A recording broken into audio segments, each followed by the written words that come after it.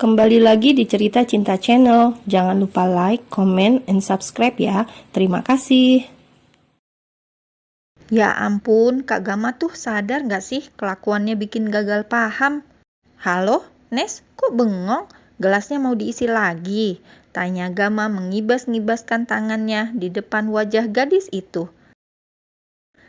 Iya, aku mau minum, haus, jawab Nesa dengan gugup. Dihadapkan dengan situasi tak terduga selalu membuatnya mati gaya.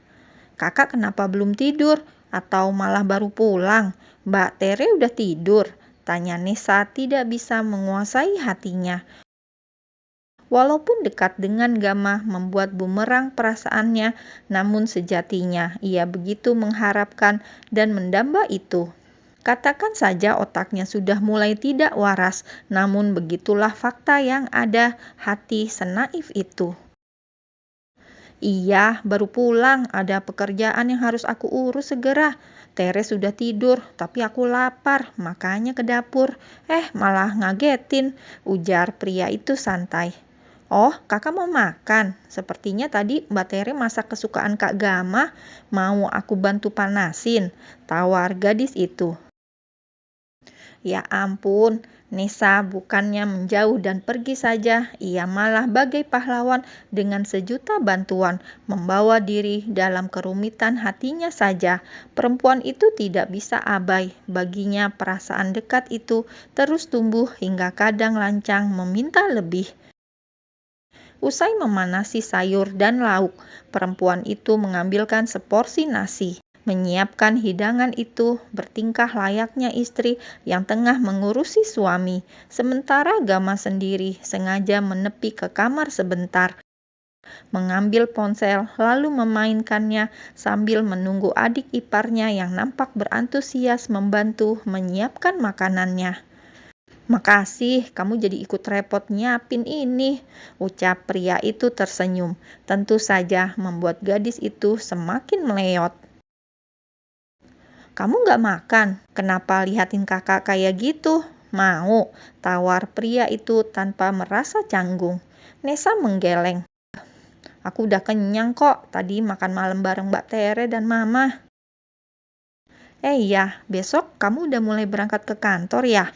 Selamat ya dipilih bekerja di GH, ucap pria itu berbangga hati. Terima kasih kak, apa itu ada hubungannya dengan kakak? Gini, maksud aku, Kak Gama yang merekomendasikan aku, tanya Nesa benar-benar kepo. Perusahaan lebih tepatnya yang melirik kamu, perusahaan yang membuka magang, bekerja sama dengan kampus. Nah, di situ ada jejaring selektif aktif yang memilih dari beberapa mahasiswa yang berprestasi dengan kemampuan tinggi yang dipinang perusahaan. Kampus sebagai wadah penghubung yang akan menerima laporan setiap detail kegiatan selama masa magang untuk tahap uji penelitian. Itu artinya kamu layak dan mendapat peluang, bukan karena kamu adik saya, ujar pria itu lugas. Entah mengapa, kata adik saya dengan penuh penekanan selalu membuatnya tersadar akan status mereka sebagai saudara dan seperti tidak akan terganti. Ya, seharusnya memang Nesa sadar itu, walaupun tak mampu menolak pesonanya. Setidaknya dia tidak berniat merebut itu, hanya sebatas mengagumi tanpa batas, mencintai tanpa batas, walaupun tidak munafik, ia terlampaui senang bisa terlalu dekat begini. Aku sudah selesai, maaf aku ke kamar dulu ya. Pamit pria itu merasa harus meninggalkannya ke kamar. Nesa yang bengong baru tersadar. Nyatanya ia menunggu selama itu hanya untuk melamun saja. Iya silakan, jawab Nesa sedikit ngeblank. Pria itu berjalan menjauh setelah mencuci tangan, sementara Nesa sendiri masih duduk dengan tanpa minat beranjak. Jangan tidur terlalu malam. Sebaiknya kamu istirahat juga agar besok tidak terlambat, ucap pria itu yang terdengar bagai perhatian yang menghampiri. Oke kak, aku juga mau tidur, jawab Nesa bergegas meninggalkan meja makan. Naik ke lantai atas di mana kamar Nesa dan juga kamarnya bersebelahan. Sebelum benar-benar masuk ke kamar, Nesa kembali memperhatikan kakak iparnya yang ternyata juga sama tengah menengok ke arahnya, membuat gerakan itu sedikit canggung dengan menganggukkan kepalanya. Sampai di kamar, Nesa bukannya tidur, malah terjaga semalaman. Hati yang tadinya nampak dipenuhi dengan suasana indah, dengan taburan bunga, mendadak redup dan mati sudah. Samar-samar mendengar kamar sebelah yang begitu berisik.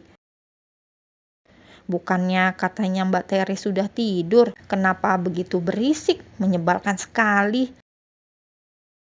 Cukup lama rasa penasaran tetangga kamar dan membuatnya susah berkonsentrasi.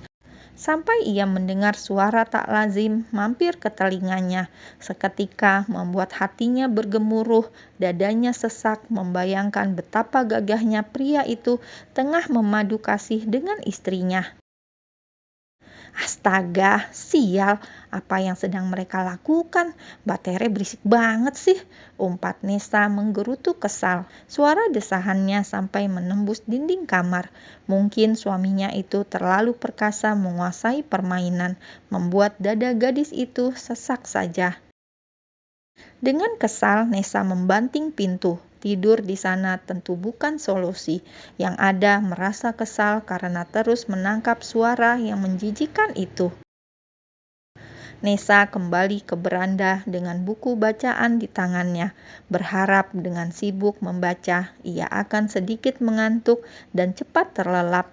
Persetan dengan tempat yang ia jadikan tempat tidur, walaupun suasananya agak terasa dingin, cukup membuat telinga dan hatinya nyaman juga. Entah di jam berapa gadis itu terlelap. Saat ia terjaga di pagi hari menemukan selimut tebal menghangatkan tubuhnya. Padahal ia ingat betul semalam tidak membawa selimut karena saking kesalnya buru-buru meninggalkan kamar. Siapa yang selimutin aku? Gumam gadis itu bangkit dari pembaringan. Rasanya ibu sungguh tidak mungkin mengingat kamarnya di bawah. Sejak sakit, jarang sekali naik turun tangga, apalagi malam hari.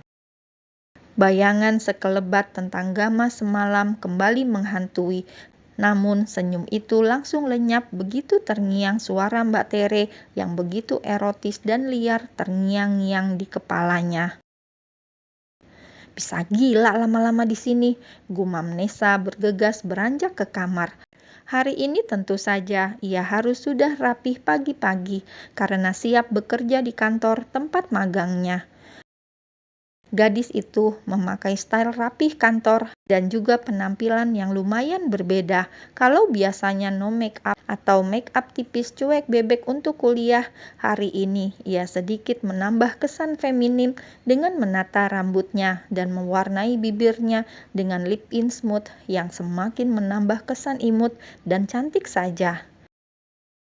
Wah, cantiknya adek aku, udah cocok nih kayaknya jadi model.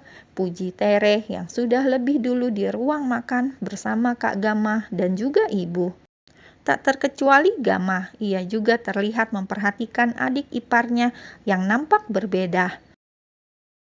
Aku mah mana cocok mbak, profesi itu hanya cocok untuk Mbak Tere yang semakin mentereng saja, jawab Nesa jujur.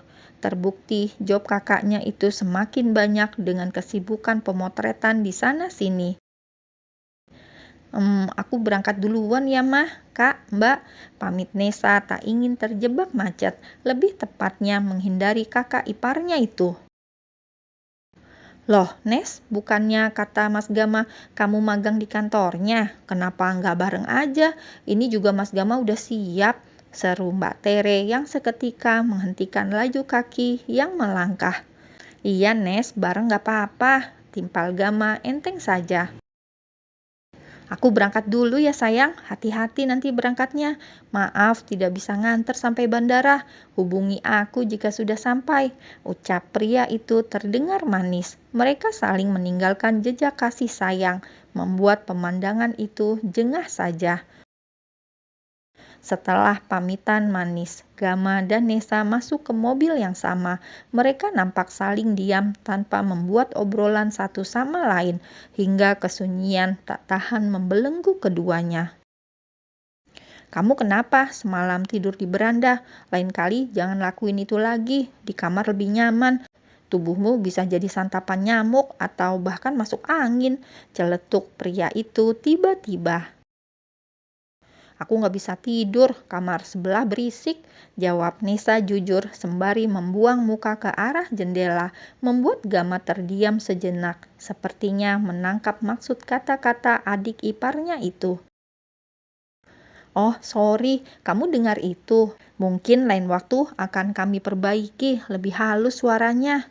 Nesa tidak menanggapi, rasanya ingin menimpuk kepalanya saja, bisa-bisanya menjawab sesantai itu.